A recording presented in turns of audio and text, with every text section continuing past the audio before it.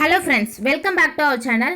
இந்த வீடியோவில் நம்ம என்ன பார்க்க போகிறோம்னு பார்த்தோம்னா டிசம்பர் 14க்கான கரண்ட் அஃபேர்ஸ். ஃபர்ஸ்ட் ஒன் பார்த்தோம்னா, தற்போது தமிழகத்தில் நடைபெற்ற தேசிய லோக் அதாலத்தில் எத்தனை வழக்குகளுக்கு தீர்வு காணப்பட்டுள்ளது? 1,03,884 வழக்குகளுக்கு தீர்வு காணப்பட்டுள்ளது. லோக் அதாலத் அப்படின்னா மக்கள் நீதிமன்றம் அப்படின்ட்டு பொருள்படும். லோக் என்றால் மக்கள், அதாலத் என்றால் நீதிமன்றம் அப்படின்ட்டு பொருள்படும். லோக் அதாலத் முதலில் குஜராத்தில் இருக்க ஜூனாகத் அப்படின்ற பிளேஸில் தான் 1982 கொண்டுட்டு வந்தாங்க. டெல்லியில் 1983, சென்னையில் 1986 கொண்டுட்டு வந்தாங்க. இந்த மக்கள் நீதிமன்றம் அப்படின்றது நிலுவையில் இருக்க வழக்குகளுக்கு அந்த வழக்கில் சம்பந்தப்பட்ட இரு தரப்பு மக்களிடையும் பேசி சமரசமாக அந்த வழக்குக்கு தீர்வு கொண்டு வரது தான் லோக் அதாலத் அப்படின்ட்டு சொல்லுவாங்க.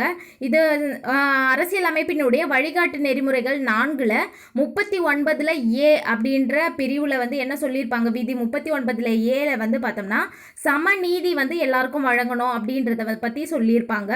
1987 தான் சட்டப்பூர்வ அதிகார சட்டம் கொண்டுட்டு வந்திருப்பாங்க. அதன்படி 22B படி இந்த லோக் அதாலத்தில் ஒரு நீதிபதி, உறுப்பினர்களாக வழக்கறிஞர்கள், சமூக ஆர்வலர்கள் இருப்பாங்க அப்படின்ட்டு சொல்லியிருக்காங்க.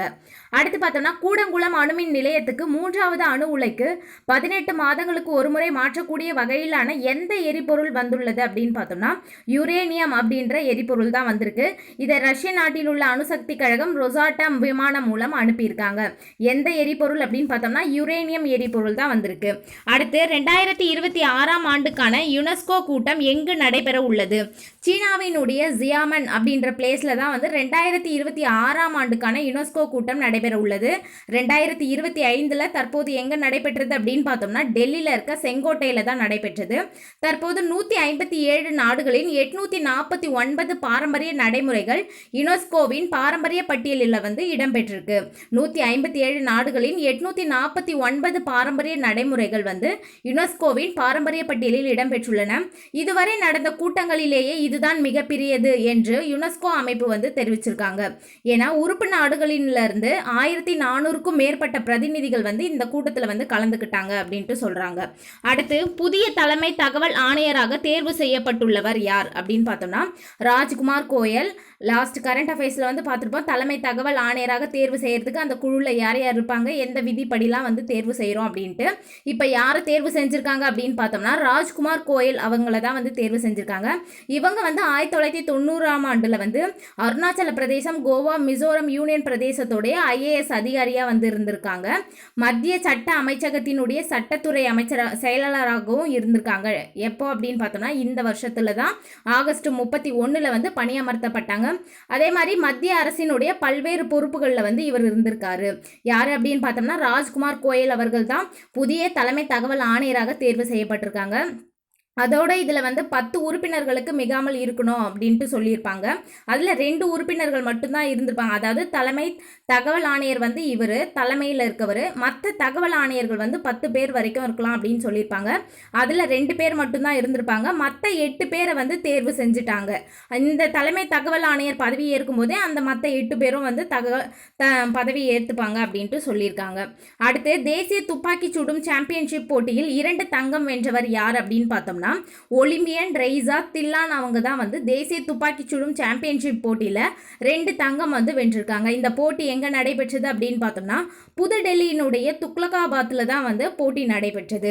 அடுத்து, கிழக்கு ஆப்பிரிக்க பிராந்திய அமைதி, உணவு பாதுகாப்பு, பொருளாதார ஒத்துழைப்பை ஊக்குவிக்கும் நோக்கத்தில் உருவாக்கப்பட்ட அமைப்பு எது அப்படின்னு பார்த்தோம்னா இகாட் அமைப்பு 1996 உருவாக்குனாங்க. இதில் 8 உறுப்பு நாடுகள் இருந்தாங்க. அதுலேருந்து இப்போ தற்போது எரித்ரியா விலகி இருக்காங்க. எந்தெந்த நாடுகள்லாம் இருக்காங்க அப்படின்னு பார்த்தோம்னா எத்தியோப்பியா, கென்யா, சொமாலியா, தெற்கு சூடான், உகாண்டா, ஜிபூட்டி ஆகிய நாடுகள்லாம் இருக்காங்க. மொத்தம் 8 நாடுகள் இருந்தாங்க. அதுலேருந்து எரித்ரியா விலகிட்டாங்க. எந்த அமைப்பு அப்படின்னு பார்த்தோம்னா இகாட் அமைப்பு. எதுக்காக உருவாக்குனாங்க அப்படின்னு பார்த்தோம்னா கிழக்கு ஆப்பிரிக்க பிராந்திய அமைதி, உணவு பாதுகாப்பு, பொருளாதார ஒத்துழைப்பை ஊக்குவிக்கும் நோக்கத்திற்காக உருவாக்குனாங்க. அடுத்து, உலக அதிசயங்களுள் ஒன்றான சீன பெருஞ்சுவர் எந்த ஆண்டில் யுனெஸ்கோவால் உலக பாரம்பரிய தலமாக அறிவிக்கப்பட்டது? 1987 தான் வந்து பாரம்பரிய தலமாக அறிவிக்கப்பட்டது. யுனெஸ்கோ அமைப்பு எப்போ உருவாக்குனாங்க அப்படின்னு பார்த்தோம்னா 1972 உருவாக்குனாங்க. நவம்பர் 14 1977 இந்தியா வந்து ஏற்றுக்கொண்டது. 2025 நிலவரப்படி இந்தியாவில் 44 யுனெஸ்கோ உலக பாரம்பரிய தலங்கள் வந்து இருக்கு அப்படின்ட்டு சொல்லியிருக்காங்க. இந்தியாவினுடைய 44வது யுனெஸ்கோ பாரம்பரிய தலமாக மகாராஷ்டிராவில் 11 கோட்டைகளும் தமிழ்நாட்டில் இருக்க ஒரு கோட்டையும் உள்ளடக்கிய இந்தியாவின் மராட்டிய இராணுவ நிலப்பரப்புகள் தான் வந்து இந்தியாவினுடைய 44வது யுனெஸ்கோ பாரம்பரிய தலமாக அறிவிக்கப்பட்டிருக்கு. தமிழ்நாட்டில் இருக்க ஒரு கோட்டை எது அப்படின்னு பார்த்தோம்னா செஞ்சி கோட்டை. மகாராஷ்டிராவில் மொத்தம் எத்தனை கோட்டை? 11 கோட்டைகளை வந்து இதில் ஆட் பண்ணியிருக்காங்க. அடுத்து தமிழ்நாட்டில் இருக்க 5 பாரம்பரிய சின்னங்கள் யுனெஸ்கோ கீழே தமிழ்நாட்டில் எத்தனை இருக்குது அப்படின்னு பார்த்தோம்னா 5. அதில் எது இதெல்லாம் அப்படின்னு பார்த்தோம்னா மாமல்லபுரத்தினுடைய நினைவு சின்னங்கள், சிறந்த வாழும் சோழர் கோயில்கள். அதில் எந்தெந்த கோவில்லாம் அப்படின்னு பார்த்தோம்னா தஞ்சாவூர் பெரிய கோயில், கங்கை கொண்ட சோழபுரம் கோயில், ஐராவதீஸ்வரர் கோயில். இது எல்லாமே வந்து சிறந்த வாழும் சோழர் கோயில்கள் அப்படின்ற இதுல வந்து அனுசரிச்சு, அதாவது யுனெஸ்கோ பாரம்பரிய தலமாக வந்து அனுசரிக்கிறாங்க. அடுத்து பார்த்தோம்னா நீலகிரி மலை ரயில் பாதையை வந்து யுனெஸ்கோ கீழே தான் வருது. மேற்கு தொடர்ச்சி மலைகள், அதாவது இந்தியாவினுடைய மொத்த மேற்கு தொடர்ச்சி மலைகள், அதில் தமிழ்நாட்டில் இருக்க மேற்கு தொடர்ச்சி மலைகளும் வந்து பாரம்பரிய சின்னத்தில் தான் வருது. இப்போ தற்போது 2025 ஒரு கோட்டை இணைச்சிருக்காங்க அப்படின்னு சொன்னோம் இல்லையா? மகாராஷ்டிராவிலேருந்து 11, நம்ம வந்து தமிழ்நாட்டிலேருந்து ஒரு கோட்டை. அந்த ஒரு கோட்டை தான் வந்து செஞ்சி கோட்டை. அடுத்து ஏஐ ஒத்துழைப்பை அதிகரிக்க அமெரிக்கா தலைமையில் 8 நாடுகள் அடங்கிய எந்த கூட்டமைப்பு புதிதாக உருவாக்கப்பட்டுள்ளது அப்படின்னு பார்த்தோம்னா பாக்ஸ் சிலிக்கா அப்படின்ற கூட்டமைப்பு தான் உருவாக்கப்பட்டிருக்கு. இதில் இந்தியாவுக்கு வந்து இடம் ஒதுக்கப்படலை அப்படின்ட்டு சொல்லியிருக்காங்க. ஏன்னா வந்து நம்ம வந்து ரஷ்யா கிட்டேருந்து தொடர்ந்து கச்சா எண்ணெயை வாங்கிட்டு இருக்கிறதுனால நமக்கு வரி விதிப்புலாம் வந்து அதிகமாக விதிச்சிட்டாங்க. இந்த கூட்டமைப்பில் வந்து நமக்கு வந்து இடம் விதிக்கலை.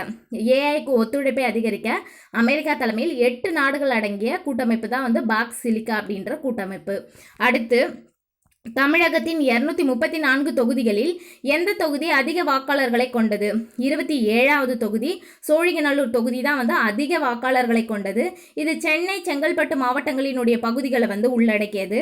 2011 தொகுதி மறுசீரமைப்பில் வந்து உருவானது. மொத்தம் எத்தனை தொகுதிகள் இருக்குது தமிழ்நாட்டில்? 234 தொகுதிகள் இருக்குது. அடுத்து நாடாளுமன்ற தாக்குதல் நினைவு தினம் எப்பொழுது அனுசரிக்கப்படுகிறது அப்படின்னு பார்த்தோம்னா டிசம்பர் 13, 2001 வந்து இந்த சம்பவம் நடந்தது. இப்போ டிசம்பர் 13 24வது நாடாளுமன்ற தாக்குதல் நினைவு தினம் வந்து அனுசரிச்சாங்க. இதில் வந்து பாதுகாப்பு படையில் இருந்த 9 வீரர்கள், அதாவது வந்து பாதுகாப்பு படையில் இருந்த ஒரு 5 வீரர்கள், அதுக்கப்புறம் வந்து காவலராக இருந்த ஒருத்தர், அதுக்கப்புறம் அந்த இடத்துல மற்ற இருந்த இவங்க தான் வந்து அந்த பணியில் இருந்தவங்க வந்து இறந்துட்டாங்க அப்படின்ட்டு அவங்களோட இதுவை வந்து அனுசரிக்க தீவிரவாத தாக்குதல் நடந்திருக்கும். அதை அனுசரிக்கிற விதத்தில் தான் வந்து நாடாளுமன்ற தாக்குதல் நினைவு தினம் வந்து அனுசரிக்கிறாங்க. டிசம்பர் 13, 2001. அடுத்து புனே புத்தக கண்காட்சியில் புதிய உலக சாதனை எந்த போஸ்டர்கள் பெற்றது? பழங்குடியினரின் வார்த்தைகளை கொண்டிருக்கும் 1678 போஸ்டர்கள், அதாவது பழங்குடியினருடைய வார்த்தைகளை கொண்டிருக்கும் 1678 போஸ்டர்கள் தான் வந்து புனே புத்தக கண்காட்சியில் புதிய உலக சாதனையை வந்து படைச்சிருக்காங்க.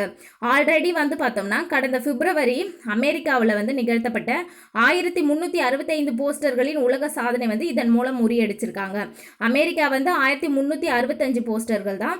இப்போ வந்து பார்த்தோம்னா 1678 போஸ்டர்கள் தான் வந்து கின்னஸில் வந்து புதிய உலக சாதனையை வந்து படைச்சிருக்காங்க. ஓகே ஃப்ரெண்ட்ஸ், இந்த வீடியோ உங்களுக்கு பிடிச்சிருந்தா லைக் பண்ணுங்கள், உங்கள் ஃப்ரெண்ட்ஸ்க்கும் ஷேர் பண்ணுங்கள், மறக்காமல் சப்ஸ்கிரைப் பண்ணுங்கள். தேங்க்ஸ் ஃபார் வாட்சிங்.